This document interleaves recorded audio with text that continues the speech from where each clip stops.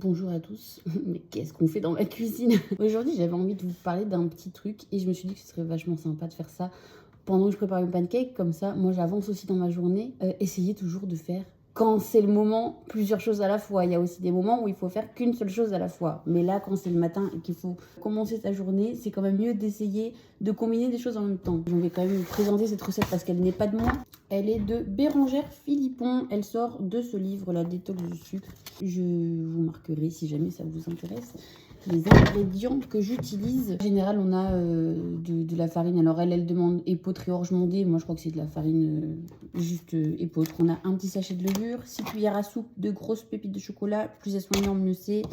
2 œufs, 2 yaourts. Là, pareil, elle demande à la grecque de brebis ou version végétale. Bon, bah, c'est pas végétal, mais c'est à la grecque, ce sera pas mal. Et du lait végétal. On va tout mettre là-dedans. Les blancs d'œufs, on va les faire monter à part. Alors, je sais pas si c'est très exactement le syndrome de l'imposteur ou pas. En tout cas, c'est ce problème qu'on a, vous savez, quand on a envie de commencer quelque chose, à rapidement se retrouver confronté à la peur de l'échec et à rapidement se dire, en fait, si je ne peux pas maîtriser ce que j'ai envie de commencer, alors j'arrête tout, ça sert à rien. Parce qu'on a cette envie de bien faire, parfois même de vouloir atteindre la perfection, ce qui est quand même rarement possible, on va pas se le cacher. Ça nous pousse à rapidement abandonner, alors qu'au final, toute chose demande du temps. Je crois qu'il y a ce truc-là qui a changé plusieurs fois. Il y avait l'idée des 10 000 heures, en tout cas. Il est clair et net que pour pouvoir finalement arriver à un aboutissement dans un nouvel apprentissage, hein, donc c'est-à-dire qu'on part du principe que c'est quelque chose qu'à la base on ne sait pas faire, et bien ça demande du temps. Et il y a aussi ce petit parallèle assez mignon qui parle du moment où on apprend à marcher. Un truc du style on tombe 12 000 fois ou je ne sais combien de fois quand on est petit avant de finalement savoir maintenir sur ses 2 pieds, quoi. Donc vous vous rendez compte que si quand on est enfant tout petit, alors que c'est quand même un moment où la vie est quand même assez compliquée parce qu'on découvre tout. C'est-à-dire que chaque chose qu'on nous introduit dans notre journée est quelque chose qu'on ne connaissait pas avant. C'est quand même assez perturbant. Et ben on n'abandonne pas. On n'abandonne pas. Et si on le faisait, vous vous rendez compte, ben on serait tous en train de se traîner au sol, quoi. On serait tous en train de ramper, d'être à 4 pattes. Personne ne se serait mis debout. Ce serait quand même assez hallucinant. Mais non, on n'a pas abandonné. On a gardé le cap parce qu'en fait, on en avait besoin. Alors, c'est peut-être ça qui fait la différence aujourd'hui. C'est que parfois, on a envie de se lancer dans certaines choses. Et alors, oui, on va rester là-dessus. Sur le coup, on n'en a pas besoin. Y a plein de choses qu'on a envie de commencer. Pour, par exemple, les personnes qui commencent un instrument de musique, sur le coup, on n'en a pas besoin pour survivre, contrairement au fait de se mettre debout. Mais quand on grandit et que c'est plus une question de besoin, en fait, la question, elle va être de se demander pourquoi on le fait. Si on a un pourquoi suffisamment puissant, suffisamment clair et suffisamment bien défini et distingué, il y a quasiment rien qui peut vous arrêter parce qu'en fait, à chaque fois que vous allez avoir une baisse de morale, vous aurez toujours de quoi vous raccrocher, vous aurez toujours quelque chose à quoi vous raccrocher. Je sais pas si vous allez m'entendre, alors je le tente quand même. Le secret pour avoir le moins de grumeaux possible quand vous mélangez un truc comme ça, vous mélangez la partie liquide d'un côté, vous incorporez progressivement la farine en allant l'attraper comme ça. Et normalement, ça évite les grumeaux. C'est pas mal. Je vous reprends un petit peu plus tard. J'ai eu le temps de nettoyer tout mon plan de travail, de mettre mon thé à infuser, le temps que mes œufs soient prêts. Et là, vous voyez, on est pas mal. Le but ici, c'est vraiment de retenir qu'il ne faut pas abandonner quand vous avez quelque chose qui vous tient vraiment à cœur, pour lequel, en fait, vous avez décidé, parce que ça part de là, hein. C'est même pas une histoire d'envie, c'est que vous avez décidé de mettre de l'énergie dedans. Ceci étant dit, warning, écoutez tout de même également les signes de l'univers, parce que, alors, si vous êtes normalement abonné, c'est que vous devez un minimum croire à ce que je vous raconte. Et si ce n'est pas le cas, bienvenue. Il faut quand même écouter les signes de l'univers parce que parfois, vous allez avoir envie de faire quelque chose. Et l'univers va se dire, c'est pas le moment. C'est pas maintenant qu'il faut commencer à faire ça. Pourquoi? Parce que vous allez avoir envie de vous mettre... Vous allez vouloir vous mettre à l'escrime. Parce que votre chéri, ou votre copain, votre copine, votre qui vous voulez, est fan d'escrime et pratique l'escrime. Et donc, il va vous dire, oh, vas-y, bah viens, fais-en avec moi et tout. Et du coup, vous allez associer votre pourquoi au sien.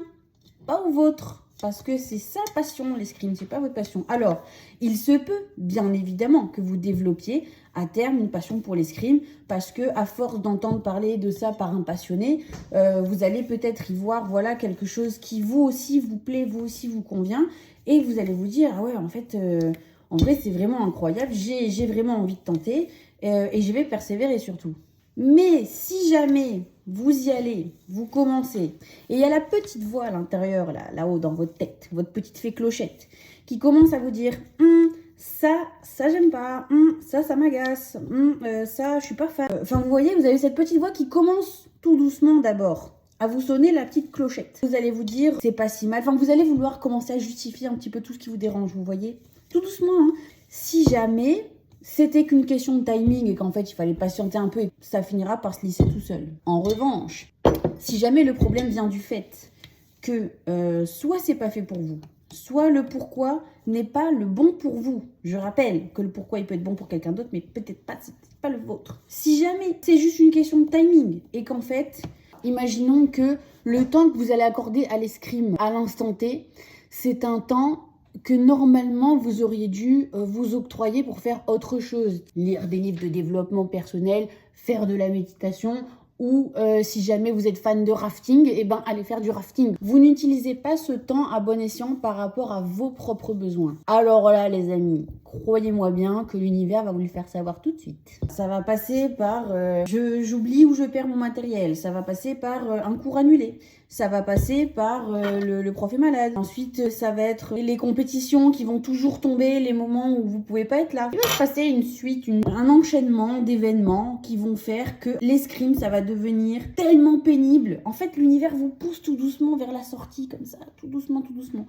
Et il vous pousse tout doucement en espérant que vous compreniez, parce que tout n'est pas toujours brutal. Et puis si vraiment vous comprenez pas et que vraiment vous insistez, je vais vous donner un exemple vraiment bête, vous voyez, mais vous allez vous casser le poignet, plus d'escrime. Ah bah là, terminé. C'est-à-dire que au moins il n'y a pas de doute à avoir. Par contre, plus grand chose non plus du coup. Et donc si vous devez arrêter ce truc là en question, ça va vous obliger à réfléchir et à vous dire bon bah voilà, ça je peux plus faire, donc comment je pourrais utiliser mon temps autrement. Reprendre ce temps pour vous demander qu'est-ce que j'ai envie de faire en fait maintenant. Au-delà du fait que dans un premier temps c'est à vous de vous poser la question, il faut aussi quand même dans la mesure du possible faire confiance à l'univers.